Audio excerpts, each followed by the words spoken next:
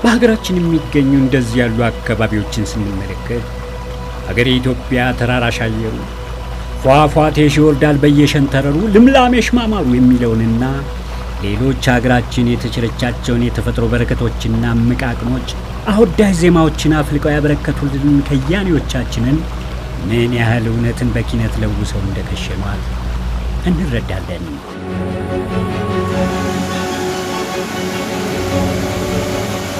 በአካባቢው ራስጌ ላይ ሸንቃጣ ሽንጡላ 45 ኪሎ ሜትሮች ያህል ለጥጦ እንደ ተንጣለለ የሚታየው የፊንጫ ሰው ሰራሽ ሐይቅ አካባቢውን ለነፍስም ሆነ ለሥጋ ምቾትን የሚቸር ጸጋና ውበትን አጎናጽፎታል።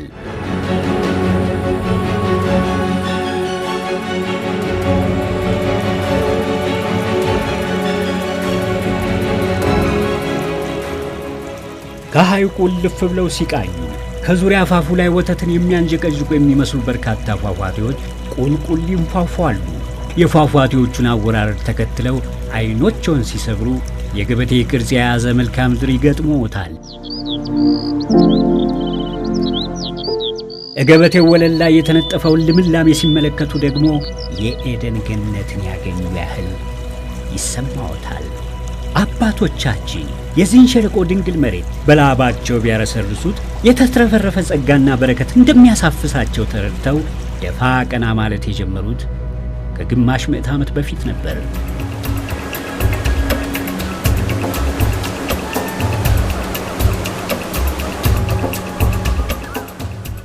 በዚህም ለዘመናት የአካባቢውን ለማፈር አዝሎ ቁልቁል ወደ አባይ ሲንደረደር የኖረውን ሞገደኛ ወንዝ ሸለቆው ራስጌ ላይ በግድብ ችንካር ቀይደው አቆሙት። ጋራውን ቦረቦሩና ከተዳፋቱ ግርጌ እያንዳንዳቸው 35 ሜጋዋት ኃይል የሚያመነጩትን 3 የሃይድሮ ኤሌክትሪክ ኃይል ማመንጫ መዘውሮችን ተክለው በ1964 ዓ.ም ብርሃንን ለገሱ።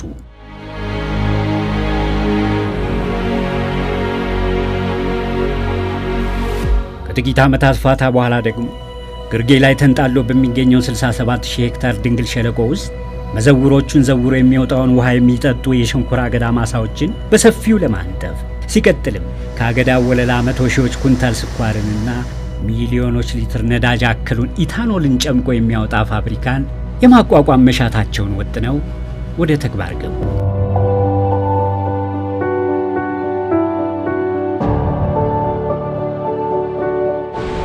መጠሪያውን ዙሪያውን ካፋፉ ቁልቁል የሚወርዱትን ፏፏቴዎች ተከትሎ ለአካባቢው መጠሪያነት የዋለውንና በአፋን ኦሮሞ ፏፏቴ የሚል ትርጓሜ ያለውን ቃል ወስደው የፊንጫ ስኳር ፋብሪካ ሲሉ ሰየሙት።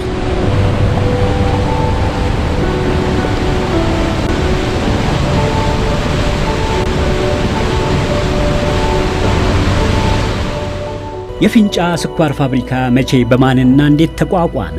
ፋብሪካው ከጥንስሱ ጀምሮ የተጓዘባቸው መንገዶች፣ ያሳለፋቸው ውጣ ውረዶች፣ ያስመዘገባቸው ስኬቶች፣ የገጠሙት እክሎችና የወሰዳቸው የመፍትሄ እርምጃዎችስ ምን ይመስላሉ? አሁንስ ፋብሪካው በምን ሁኔታ ላይ ይገኛል? ለሚሉትና ለሌሎች ተዛማጅ ጥያቄዎች ምላሽ ለማግኘት ከአዲስ አበባ በስተምዕራብ አቅጣጫ 350 ኪሎ ሜትር ርቀት ላይ በኦሮሚያ ብሔራዊ ክልላዊ መንግስት ሆሮ ጉዱሩ ወለጋ ዞን ወደሚገኘው የፊንጫ ሸለቆ ተጉዘን ቆይታ እናደርጋለን።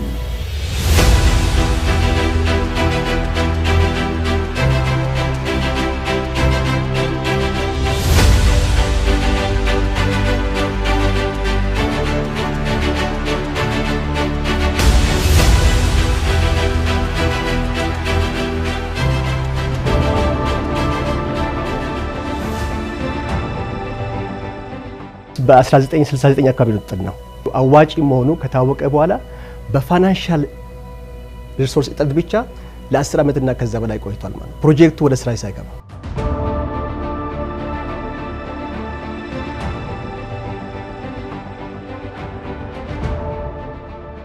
ኋላ ላይ ግን ለፋብሪካው ግንባታ የሚያስፈልገው ብድር ከአፍሪካ ልማት ባንክ፣ ከስፔንና ከስዊድን መንግስታት እንዲሁም ከሌሎች ተገኘ። በዚህም በዓመት 850 ሺህ ኩንታል ስኳርና 8 ሚሊዮን ሊትር ኤታኖል የማምረት እንደዚሁም 7 ሜጋዋት የኤሌክትሪክ ኃይልን የማመንጨት አቅም ያለው ፋብሪካና የሌሎች መሰረተ ልማት ግንባታ ሥራ ከ1980 እስከ 1990 ዓ.ም ድረስ ባለው ጊዜ ተከናወነ።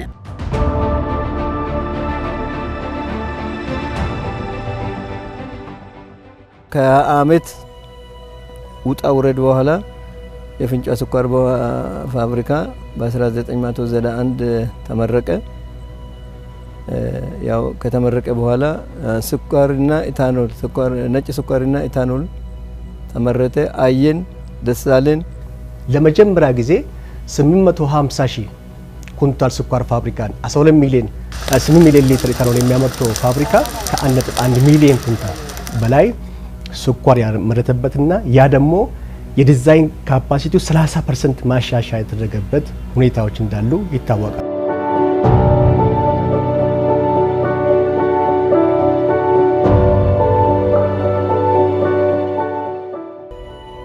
ከዚሁ የአቅም ማሳደጊያ ሥራ ጎን ለጎንም ከመነሻው ታቅዶ የነበረውና በዓመት ከ1 ሚሊዮን 600 ሺህ በላይ ኩንታል ስኳር 12 ሚሊዮን ሊትር ኤታኖል የማምረትና 24 ሜጋዋት የኤሌክትሪክ ኃይል የማመንጨት አቅም ያለውና ተንደምቢ እየተባለ የሚጠራው የሁለተኛው ፋብሪካ ግንባታ ተካሄደ። ከህንዱ የኤግዚም እንዲሁም ከኢትዮጵያ ንግድና ልማት ባንኮች በተገኘ ብድር የተከናወነው የዚሁ ፋብሪካ ግንባታም በ2005 ዓ.ም ተጠናቀቀ። የሸንኮራ አገዳ ልማቱም በተመሳሳይ ምዕራፎች ሲከናወን ቆይቷል።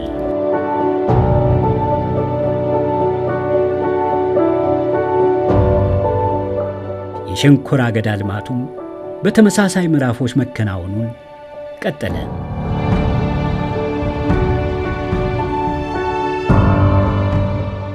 አጠቃላይ ይዘውታው 67000 ሄክታር በስኳር ከበር የተደረገው እንግዲህ በፌዝ ነው። በመጀመሪያ ፌዝ ላይ የመጀመሪያ ዙር ላይ ፕሮጀክቱ ዌስት ባንክ ላይ እስከ 9000 ሄክታር ማሳ አገዳ በአገዳ ተሸፍኖ ነበረ።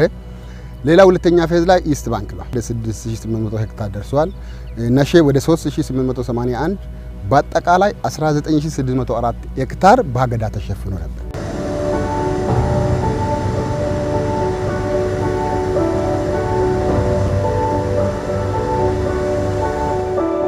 ይህ ይሁን እንጂ ፋብሪካው ባለፉት 27 ዓመታት ዕድሜው ከፍተኛ የተባለውን ምርት ማምረት የቻለው የአቅሙን ግማሽ ያህል ማለትም በዓመት 1.3 ሚሊዮን ኩንታል ስኳር ብቻ ነበር። ለመሆኑ ሁለተኛው ፋብሪካ ከተገነባ በኋላ ምርታማነቱ ከእጥፍ በላይ ከፍ ማለት ሲገባው ለምን ሳያድግ ቀረ?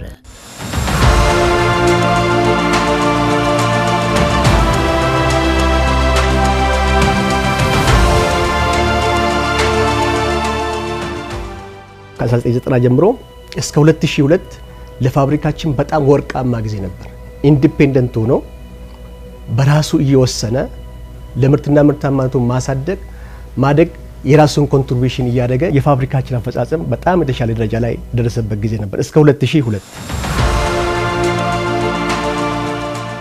በ2003 ዓ.ም በአገሪቱ የሚገኙ ሁሉም የስኳር ፋብሪካዎችን እንዲያስተዳድር የኢትዮጵያ ስኳር ኮርፖሬሽን ተቋቋመ። ሌሎች 10 ፋብሪካዎችን እንገነባለን በሚል ፋብሪካዎች የሚያመርቱትን በሙሉ ሰብስቦ ስፔር ፓርት እንኳን መግዛት የማይቻልበት ደረጃ ነው። ደሞዝ መክፈል የማይቻልበት ደረጃ ነው። በእንቅርት ላይ ጆሮ ደግፍ እንዲሉ ከ2013 ዓ.ም ጀምሮ ደግሞ በፊንጫ ስኳር ፋብሪካ ላይ ሌላ ውጫዊ ተግዳሮት መከሰት ጀመረ።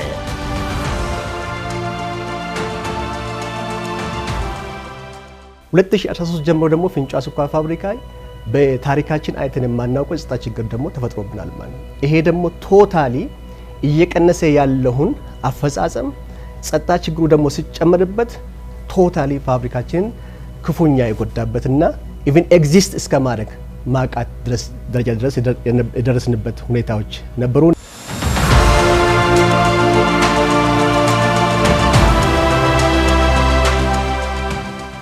ከተራ ሽፍትነት የዘለለ አስተሳሰብ በሌላቸው አጥፊዎች አማካኝነት በአካባቢው የተከሰተው የጸጥታ ችግር በፋብሪካው ላይ ከፍተኛ ውድመትን አስከተለ።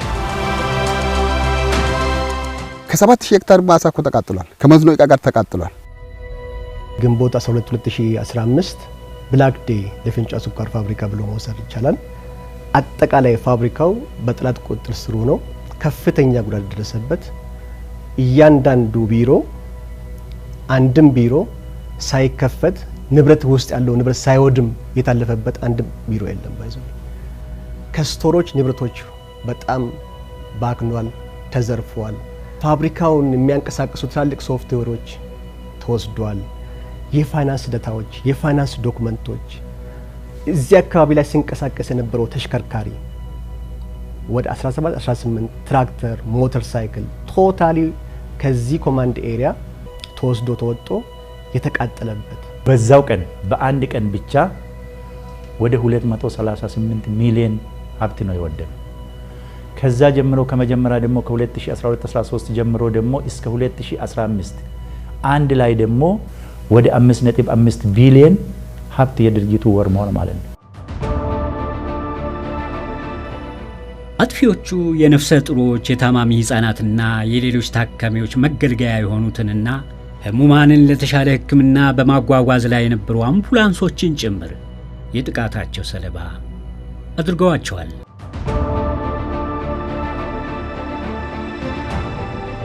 ሪፈር ብዙ ታካሚዎችን ነው የምናክመው። በተለይ ወላድ እናቶችን ወደ ሻምቦ ሆስፒታል በብዛት ሪፈር እናደርጋለን።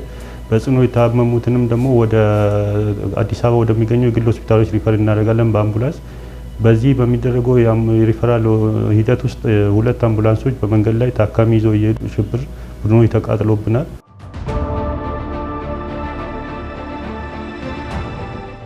የሽብር ጥቃቱ በድርጅቱ ላይ ከገንዘብ ኪሳራውን በላይ የፋብሪካውን ህልውና ለአደጋ ላጋለጡ ችግሮችም መንስኤ መሆኑ አልቀረም።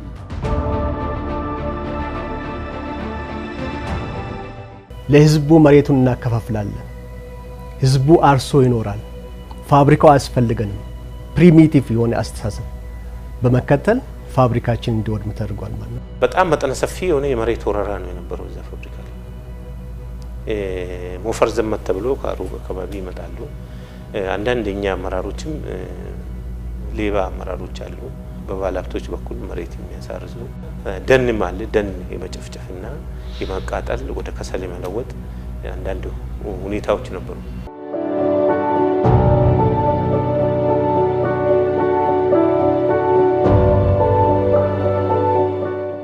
ፋብሪካው ይህ ሁሉ ተደራራቢ ችግር ቢደርስበትም በስራ አመራሩና በሰራተኛው ጥንካሬ፣ መስዋዕትነትና መግባባት የምርት ሂደቱ ሳይቆም ቀጥሎ መዝለቅ ችሏል።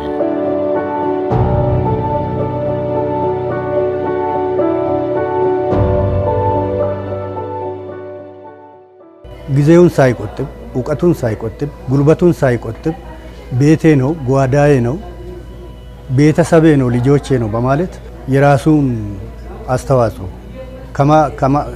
ከመስራትም አልፎ እስከ ህይወት መስዋዕት የከፈለ ሰራተኛ ነው ያለው። የልማት አርበኛ ማለት እንችላለን። ሰራተኛው እጅግ ሊያስጨራሽ ስራ ነው የተሰራው። መሳሪያዎችን በመጠገን እነዚህ ሞዲፊኬሽኖችን በመስራት እንዲተካ በማድረግ የውጭ ግዢን ብቻ ቁጭ ብሎ ከመጠበቅ ይልቅ ራሱ ሰርቶ መስራት የሚችለውን መገንባት የሚችለውን ገንብቶ ፋብሪካው ጠላት እንዳሰበው እንዲዘጋ አስቦት ያደረገው ነገር ሳይሳካ ቀርቶ ፋብሪካው የበለጠ ተንሰራርቶ እያመረተ ነው ያለው። በችግር ውስጥ መፍትሄ እየፈለግን በችግር ውስጥ ቆመን ሁኔታዎችን እያየን ፋብሪካውን የሚዘን ሰራተኛውን የሚዘን እዚህ መቆየታችን አንድ ሰክሰስ ነው።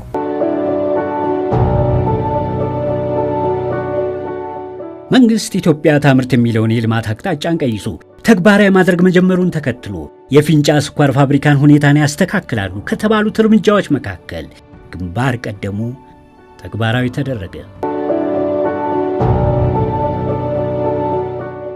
አዲስ ቦርድ በክቡር የኦሮሚያ ብሔራዊ ክልላዊ መንግስት አቶ አወሉ አብዲ የመራው ቦርድ ተቋቋመ።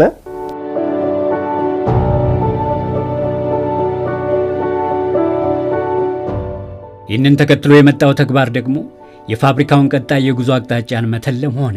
አዲሱ የስራ አመራር ቦርድም ወደ ስራ ሲገባ አንዱና ዋናው ኢምፕሊመንት እንዲደረግ የወሰነውና ኢምፕሊመንት ያደረገው የ5 ዓመት ስትራቴጂክ እቅድ ነው። የተዘጋጀው የ5 ዓመታት ስትራቴጂክ እቅድ 2017 ዓመተ ምህረትን ለዝግጅት ምዕራፍ መድቦ በቀጣይ ዓመታት መሳካት አለባቸው ያላቸውን የነጠረው ግቦችን ነደፈ። በዚህም በ2018 ዓመተ ምህረት የምርት ዘመን ፋብሪካው በታሪኩ ያመረተውን ከፍተኛ የምርት መጠን ማለትም 1.3 ሚሊዮን ኩንታል ስኳርና 8 ሚሊዮን ሊትር ኢታኖልን ማምረት በ2020 እና በ2021 ደግሞ የፋብሪካውን ሙሉ የማምረት አቅም አሟጦ መጠቀም ከሚቻልበት ደረጃ ላይ ከመድረስም ባሻገር በሸለቆው ውስጥ የአንድ አዲስ ስኳር ፋብሪካ ግንባታን ማስጀመር የሚሉትን በአንኳር ግብነት አስቀምጧል። በአሁኑ ወቅትም ፋብሪካው እነኚህን ግቦች ለማሳካት ከፍተኛ ርብርብ በማድረግ ላይ ነው። ቀደም ሲል የተከሰቱ ችግሮችን ቀርፎ ለተሳለጠ የምርት ሂደት አስቻይ ሁኔታዎችን የመፍጠሩ ተግባር በ2016 ዓ.ም ከስትራቴጂክ እቅዱ ዝግጅት ጎን ለጎን ሲካሄድ ቆይቷል። የጸጥታውን ችግር በተለይ ከአካባቢ መስተዳድር ከጸጥታ ኃይሎች ከመከላከያ ጋር ሆነን አካባቢ ላይ ሰፊ የሆነ ርብርብ አድርገን እዛ አካባቢ የሚንቀሳቀሱትን ጸረ ሰላም ኃይሎች ላይ የማዳግም እርምጃ እንዲወሰድ የተደረገበትና በአካባቢ አንጻራዊ ሰላም እንዲሰፍን የተደረገበት ሁኔታ ነው ያለው። ብዙ ሺህ ሄክታር መሬቶችን ወደ ፋብሪካ የመለስንበት ሁኔታ። ስለዚህ የፋብሪካ ህልውና ማረጋገጥ ማለት አንደኛ ወሰኑን የማስከበር ጉዳይ። በአሁኑ ሰዓት ፋብሪካው የራሱን ወሰን አስከብሮ የራሱን የልማት ስራ እየሰራ ያለበት ሁኔታ ነው አለው።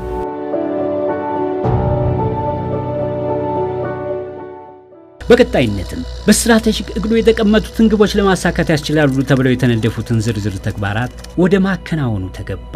የሸንኮራ አገዳ ማሳ ምርትን ወደ 1400 ኩንታል በሄክታር፣ የአገዳ የስኳር ይዘትን ወደ 13 በመቶ እንደዚሁም የማሳ ሽፋኑን ወደ 21000 ሄክታር ማሳደግ በዘርፉ የተቀመጡ ግቦች ናቸው።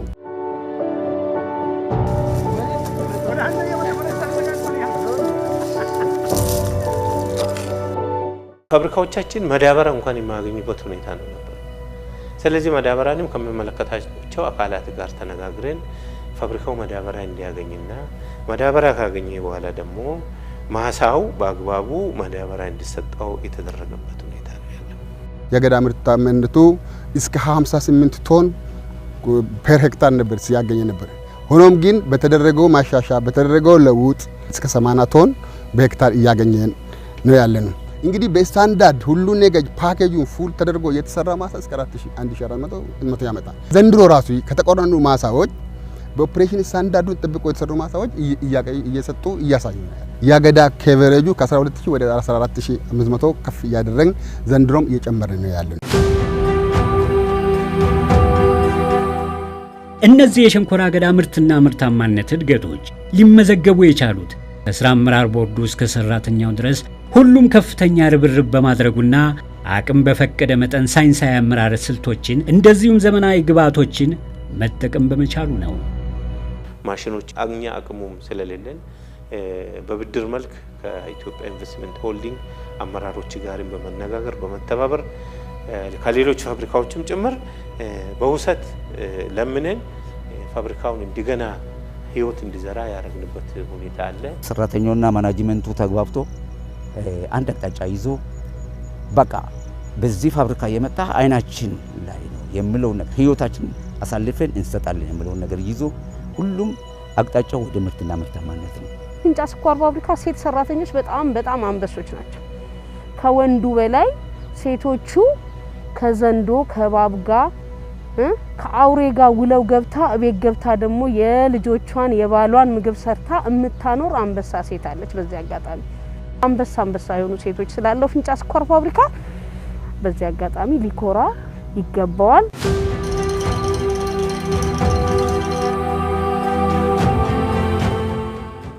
አዲስ ቴክኖሎጂ ያወጣን ድርጅቱን ወይም ፋብሪካውና እርሻ ኦፕሬሽኑን እየደገፍን እንገኛለን። ወደ 6 ዝርያዎች እርሊ ቶሎ የሚደርሱ ዝርያዎች ለፋብሪካ ኤፊሺየንሲ የሚጨምሩ ታውተን አሁን እየሰፉ ነው ያሉት።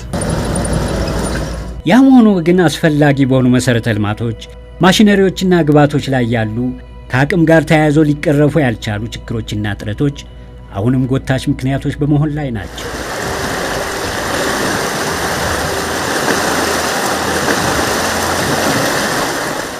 ካናላችን በተለይ ዌስት ባንክ ላይ ያለው ከ30 ዓመት ያገለገለ ሪፕሌስ ሪሃቢሊቴት መሆን ይፈልጋል። ሌላ ፓምፖች ናቸው። ፓምፖቹ ያረጁ ለስም ነው እንጂ በሚፈለገው ውሃ መጠን ሰክ እያደረጉ ለአገዳ ያቀርባሉ። ስለዚህ ከአንዱ ማሳ ወጥተን አንዱ ማሳ ላይ እናደርጋለን። ስለዚህ የመስኖ ዕቃ የፓምፕ የካናል ሪሃቢሊቴሽን የማሽነሪ ጋር ታይዞ ያለው ነገር ይገዛ ይፈልጋል። እነዚህ ስፔር ፓርቶች መሟላት ያለባቸው ብዙ የጎደሉ ያረጁ ማቴሪያል ነው ያለ ነው የምንሰራበት። ይሄ ነው የሚያስፈልገን ማቴሪያል ብዙ ይኖራል። የፊንጫ ስኳር ፋብሪካ በእነኚህ ሁሉ ጥረቶች ውስጥ ቢሆንም በተደረጉት ያላሰለሱ ጥረቶችና ርብርቦች ከ2016 ዓ.ም ጀምሮ የታለሙ ግቦችን አሳክተው ተስፋን ያለመለሙ የምርት እድገቶችን በማስመዝገብ ላይ ነው።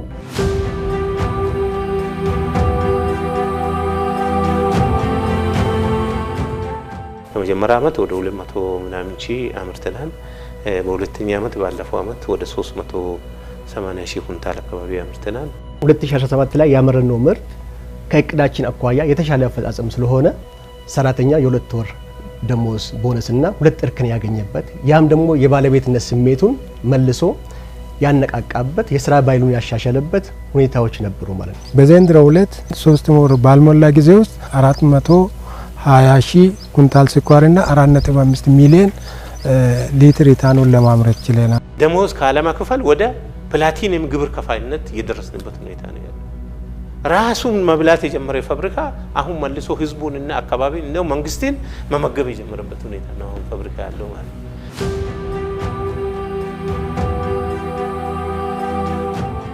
ፋብሪካው ከነኚህ ምርቶቹ ሽያጭ የሚያገኛቸውን ውስን ገቢዎች ዘላቂ ምርታማነቱን ሊያረጋግጡለት በሚችሉ የካፒታል ኢንቨስትመንቶች ላይ እያዋላቸው ይገኛል።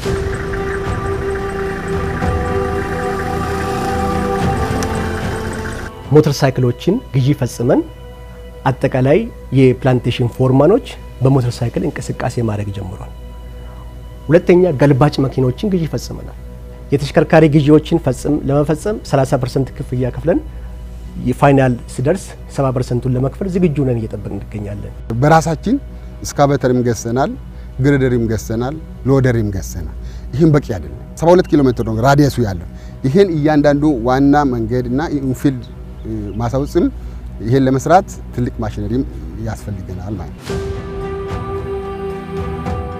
የኢትዮጵያ ኢንቨስትመንት ሆልዲንግ 600 ሚሊዮን ብር በብድር መልክ እንዲሰጠን ተደርጓል። ያ የመስኖ ዕቃን ለመግዛት ትራክተር ክቡር የሥራ አመራር ቦርድ ሰብሳቢያችን በሲንቄ ባንክ በኩል በኬንያ በኩል እንዲቀርብልን 15 ጆንደር ትራክተሮች አሁን መጥተው ኦልሞስት ጅቡቲ የደረሱ ነው።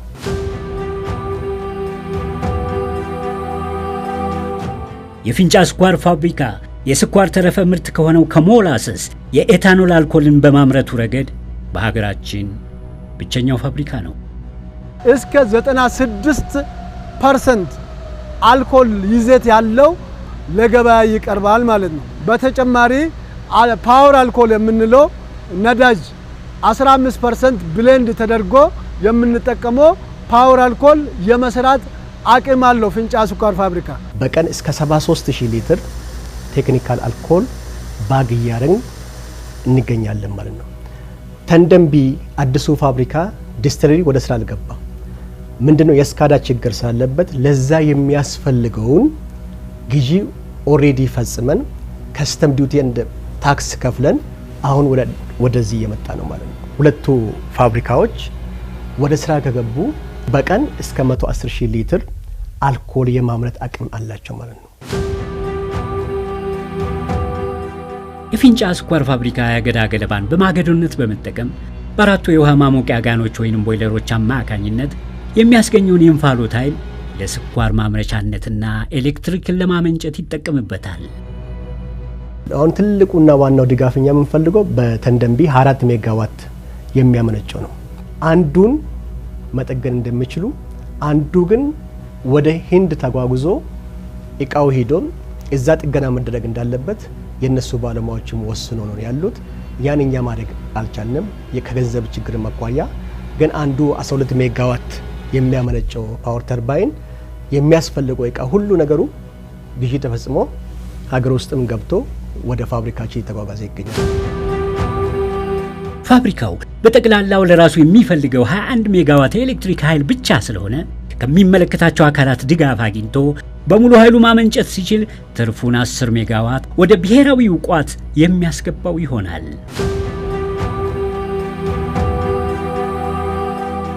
የፊንጫ ስኳር ፋብሪካ ከቅርብ ጊዜያት ወዲህ በጠቅላይ ሚኒስትር ዶክተር አብይ አህመድ አማካኝነት በሰፊው እየተካሄደ በሚገኘው የልማት ትሩፋት ዘርፍ በመንቀሳቀስ ለሰራተኞቹ የኑሮ ውድነትን በማቃለሉ እንዲሁም የአጎራባች አካባቢዎችንም ሆነ የአዲስ አበባ ገበያን በማረጋጋቱ ረገድ የበኩሉን አስተዋጽኦ በማድረግ ላይ ይገኛል። ማህበረሰቡ ጋር ታይዞ ከፍተኛ የሆነ የኑሮ ውድነት የነበረበት ሁኔታ ነው የነበረው። እዛ ማቆየት ያለብን በጣም አንኳር ሰራተኞች ያስፈልጋል። ፋብሪካው የጉልበት ሰራተኛ ያስፈልጋል። ይሄ ደግሞ መብላት አለበት፣ ሊበላ ይገባል። ይሄን ለመብላት ብለን ደግሞ የጠቅላይ ሚኒስትራችን ኢኒሼቲቭ በብዛትም በጥራትም እዛ አካባቢ ሰርተናል። መንግስት ካስቀመጡት ኢኒሼቲቮች 18ቱ ኢኒሼቲቮች ኢምፕሊስ አድርገናል።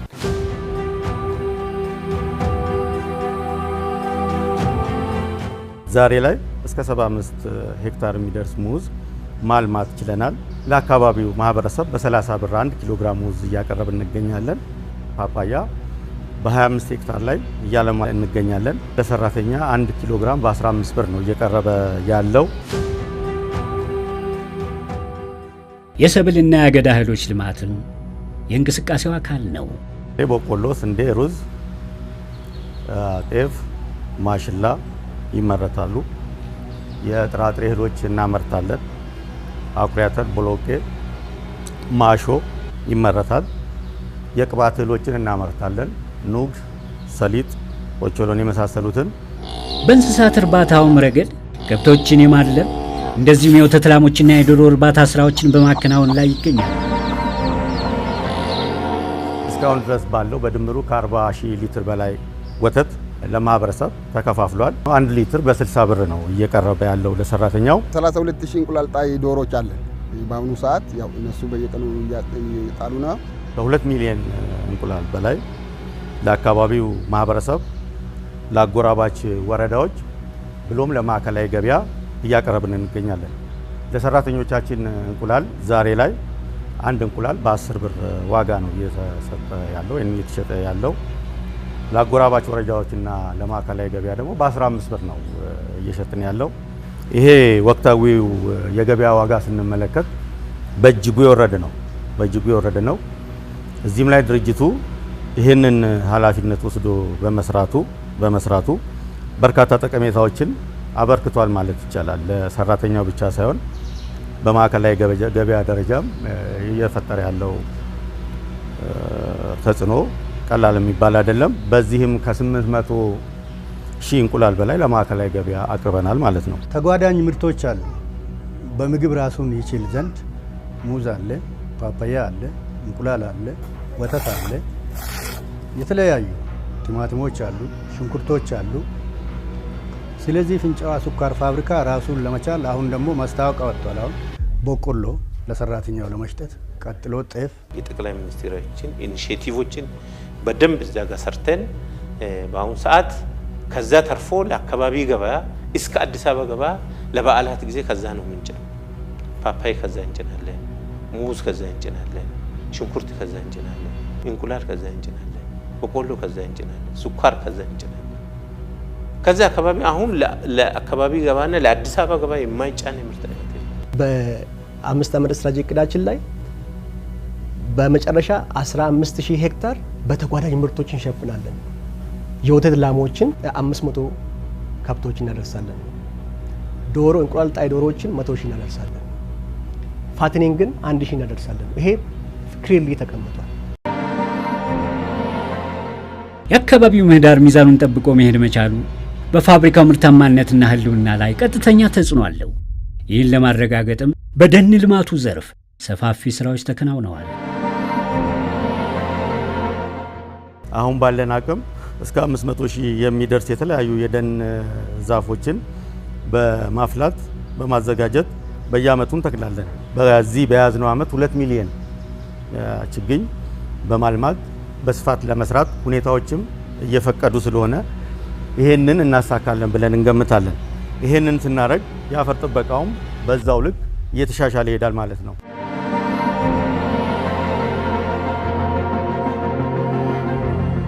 የስኳር ፋብሪካዎች ለአንድ ሀገር ኢኮኖሚ ካላቸው ዋና ዋና ጠቀሜታዎች መካከል በርካታ የሥራ ዕድሎችን መፍጠር መቻላቸው ተጠቃሽ ነው። የፊንጫ ስኳር ፋብሪካም ግማሽ አቅሙን እየተጠቀመ ባለበት በአሁኑ ወቅት ወደ 11 የሚጠጉ ቋሚና ጊዜያዊ ሰራተኞችን ቀጥሮ ያስተዳድራል። በስተጀርባቸው ደግሞ ያሉ ልጆች፣ ባል፣ ሚስት፣ ቤተሰብ ጭምር የሚመግብና በሸለቆው ብቻ ከ100,000 ህዝብ በላይ ይህንን ፋብሪካ ተገና አድርጎ የሚቀመጥና ለዚህ ሁሉ እድል የሰጠ ወይም ደግሞ የስራ እድል የፈጠረ ነው።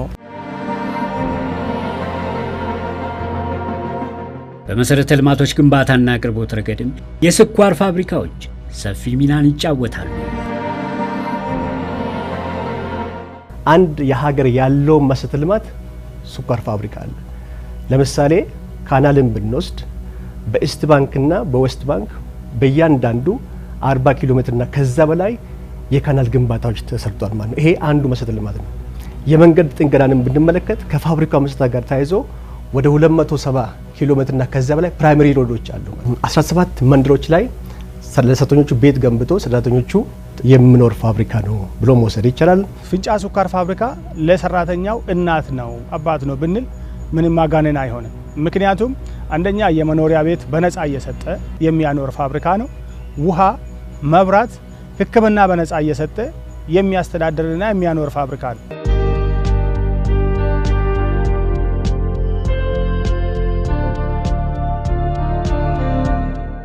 በአጠቃላይ 13 ትምህርት ቤቶች ከመጀመሪያ ጀምሮ እስከ አሁን የተሰሩትም ወንበሮቹም የሚያስፈልጋቸውን ግብዓቶች በአጠቃላይ ቢሟላው በፋብሪካችን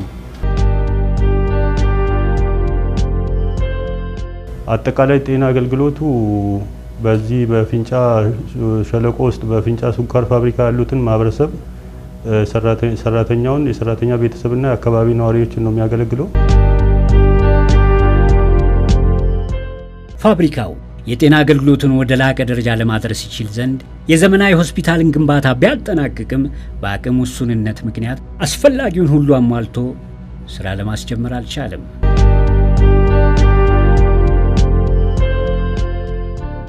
የፊንጫ ስኳር ፋብሪካ ማህበራዊ ኃላፊነቱን ለመወጣት የሚያስችሉትን በርካታ ተግባራት በማከናወን ላይ ነው። በጥቃቅንና አነስተኛ ማህበራት በማደራጀት ለስራ አጥ ወጣቶች ስራ እድል የከፈተ እንዲሁም ደግሞ ገንዘብ ለሌላቸው መነሻ ካፒታል በማበደር በመስጠት ሰዎች ተቋቁመው ኑሯቸውን እንዲገፉ ህይወታቸውን እንዲመሩ ያደረገ ፋብሪካ ነው። ያደራጀን ፊንጫ ስኳር ፋብሪካ ነው።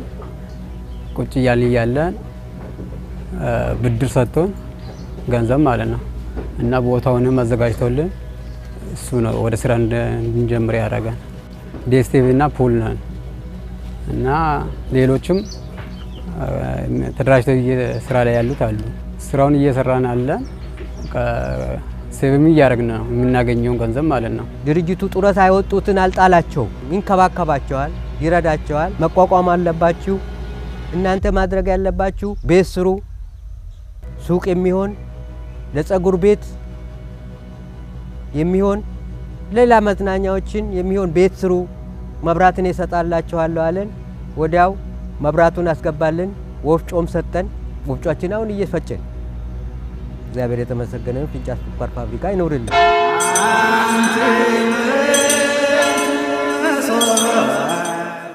የምንጠይቀውን ሁሉ ድርጅቱ ወደ ኋላ ብሎ አያውቅም። የጸሎት ቦታ በመስጠት ጥምቀት፣ የመስቀል እነዚህን የመሳሰሉትን ቦታን በመስጠት ማሽን መንገድ በመጥረግ ስንጠይቅ በእውነት ከፍተኛ ትብብር ነው የሚያደርግልን። አላሁ አክበር አላሁ አክበር። ይህ ፋብሪካ ድጋፍ ሲያደርግልን ከነበረው መካከል ትልቁና ዋናው ለዚህ መስጊድ እውቅናና ክብር መስጠት መቻሉ ነው። በፈለግነው ሰዓት ማንኛውንም አይነት እገዛ ፈልገን ስንሄድ እኛ ብቻ ሳንሆን ሁሉም የእምነት ተቋማት ሲሄዱ የፋብሪካው የሥራ ኃላፊዎች ሁሌም ምስጋና ይግባቸውና ከወንበራቸው ተነስተው አክብረው ከማስተናገድም አልፎ በመጨረሻ ጉዳያችሁ ምን ላይ ደረሰ፣ ችግራችሁስ ተፈታላችሁ ወይ ብሎ እስከ መጠየቅና መከታተል ስለሚደርስ ከቁስ ድጋፍም በላይ እንዲህ አይነት ድጋፍ መስጠትም ትልቅ ነገር ነው። አከሲ ከበጃ አከሲ ሰንከኑኒ ኢሳ ኦላናድ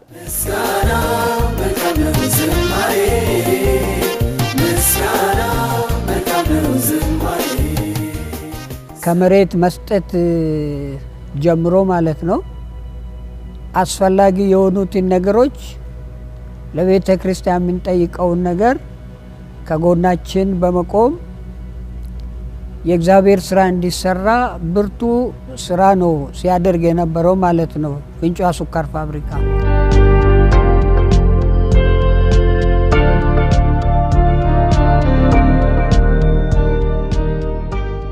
ሙዝ ቤልት እዛ አካባቢ እንፈጥራለን ብለን እየሰራን አሁን የሙዝ ሰከር ለሶስት ወረዳዎች እያከፋፈልን ነው። እዛ አካባቢ ላሉ ወረዳዎች በነፃ ነው እያከፋፈልን ያለን። እዚህ አካባቢ ላይ የምንሰራቸው ኢኒሼቲቮች ለምሳሌ ስንዴ አለ፣ ሩዝ አለ። እዚህ ያመረነውን ምርት እንደ ዘሮ ሆኖ አጎራባች ወረዳዎችን እየተጠቀሙ ይገኛሉ ማለት ነው። ትልቁና ዋናው ነገር እኔ አሁንም እዚህ አካባቢ ላይ ማስመር እንፈልገው ፋብሪካው የብዙሃን ፋብሪካ ፊንጫ ስኳር ፋብሪካ ባለፉት 2 እና 3 ዓመታት ከ15 ዓመታት በላይ ከግማሽ አቅሙ በታች ወርዶ እንዲያመርት አንቀው የቆዩትን ውጫዊና ውስጣዊ ችግሮች እየቀረፈ ምርታማነቱን በማሳደግ ላይ ይገኛል። በዚህም በቅዱ የመጀመሪያ ዘመንና ዘንድሮ ከፍተኛ የምርት እድገቶችን በማስመዝገብ ላይ ይገኛል። የፊንጫ ስኳር ፋብሪካ የነበሩበትን ተደራራቢ ችግሮች ደረጃ በደረጃ እየቀረፈ አሁን ከደረሰበት ደረጃ ላይ እንዲደርስ የራሳቸውን አስተዋጽኦ ያደረጉ አጋር አካላትና ኃላፊዎች የከበረ ምስጋና ይገባቸዋል። ከነኚህም መካከል የጠቅላይ ሚኒስትሩ ማክሮ ኢኮኖሚ አማካሪ ክቡር አምባሳደር አቶ ግርማ ብሩ፣ የኢትዮጵያ ኢንቨስትመንት ሆልዲንግና የኢትዮጵያ ስኳር ኢንዱስትሪ ግሩፕ ከፍተኛ የሥራ ኃላፊዎች የህይወት መስዋዕትነትን ጭምር እየከፈሉ ድርጅቱን የታደጉት የሀገር መከላከያ ሰራዊት፣ የፌደራል ፖሊስና የኦሮሚያ ክልል የጸጥታ አካላት አባላትና የበላይ አዛዦች እንደዚሁም የሆሮ ጉድሩ ወለጋ ዞንና የሱሉላ ፊንጫ ወረዳ አመራሮች ግንባር ቀደም ተጠቃሾች ናቸው። ክቡር ጠቅላይ ሚኒስትራችን በሰጡት ጥብቅ አመራር በተለይ ባለፈው ዓመት ወንጂ ሄዶ ወንጂን ጎብኝቶ በሌሎች ፋብሪካዎችም ላይ ወንጂ ላይ የተሰሩ ስራዎች መደገም አለባቸው ብሎ በሰጡት አቅጣጫ መሰረት ፊንጫም ላይም ዘንድሮ በተሻለ ሁኔታ በተሻለ አፈጻጸም በመፍጠር እና በመስፈንጠር ተጠቅመን በጣም ትልቅ ስራዎችን ሰርተን ያለንበት ሁኔታ ነው። በአጠቃላይ ስናይ አሁን ፋብሪካው ወደ ኋላ የማይቀለበስበት ደረጃ ላይ ደርሷል።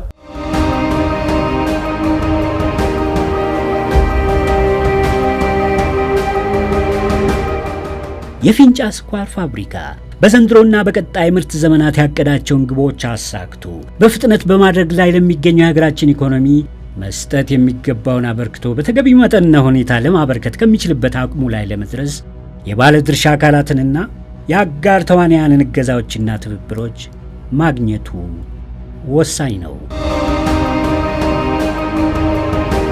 ከ5 ዓመት ስትራቴጂ እቅድ አኳያ እዛ ላይ ድጋፍ ይደረግልን የሚል እምነት አለኝ። ያቀረብነውን የረጅም ጊዜ ብድር ጥያቄ በኢትዮጵያ ንግድ ባንክ በኩል ተቀብለው ተግባራዊ ቢያደርጉልን የሚል አንድ መልእክት ለማሳለፍ ፈልጋለሁ። ክቡር ጠቅላይ ሚኒስትራችን ለዘርፉ ልክ እንደ አባይ ግድብ እንደ ሌሎች ትላልቅ ሀገራዊ ፕሮጀክቶች ለስኳርን በሰጡት ቁርጠኛ አመራር የተለያዩ አካላት ደግሞ እንዳልኩ ድጋፍ ሙሉ ድጋፍ ከተደረገለት ይሄ ፋብሪካ ለአገር ምናልባትም ከአየር መንገድ ከኢትዮጵያ ንግድ ባንክ ከባህር ሎጂስቲክ ቴሌ ሜቢ ከነዚህ 4-3 ቀጥሎ ይሄ ፋብሪካ ብቻውን ለአገር ትርጉም ያለው አስተዋጽኦ ማበርከት የሚችልበት ደረጃ ነው እና አቅም ነው ያለው።